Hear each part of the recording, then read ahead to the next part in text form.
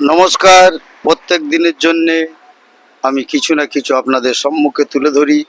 আজ এসেছি এক ক্ষুদ্র চাষির কাছে। এই যে ক্ষুদ্র চাষি, তারা সামান্য বড় চাষ করে এই যে প্রাকৃতিক দুর্যোগের জন্যে তোমার কি বলবো, ধান শুকোচ্ছে এখানে।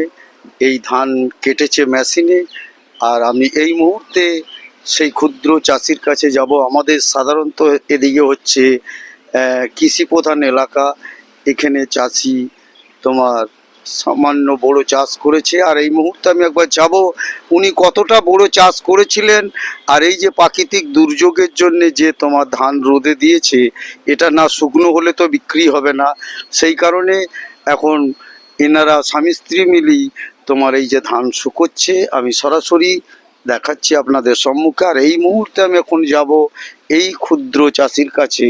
কতটা ইনি এবারে বড় চাষ করেছে সেই সম্বন্ধে একটু জানার ব্যাপার।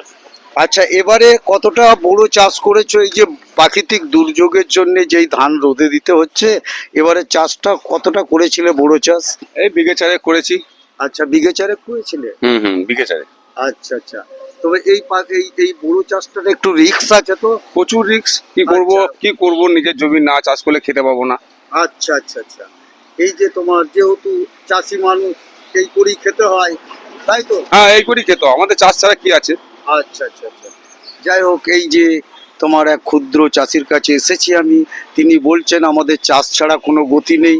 প্রাকৃতিক দুর্যোগ হলেও আমাকে কষ্ট করেই আবার এই যে মেহনত করে আমাকে ফের ধান রোদে দিয়ে তবেই এখানে এই ধান বিক্রি হবে।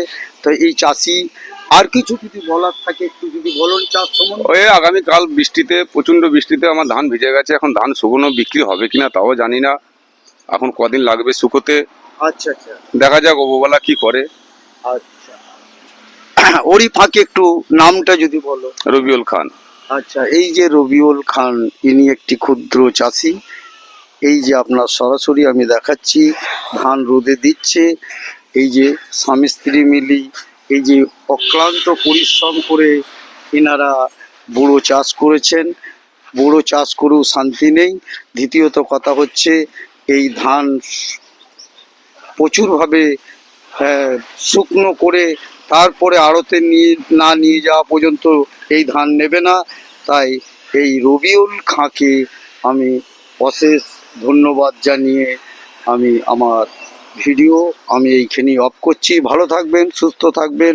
পরবর্তীকালে আবার কিছু না কিছু আপনাদের সম্মুখে আমি তুলে ধরার চেষ্টা করব।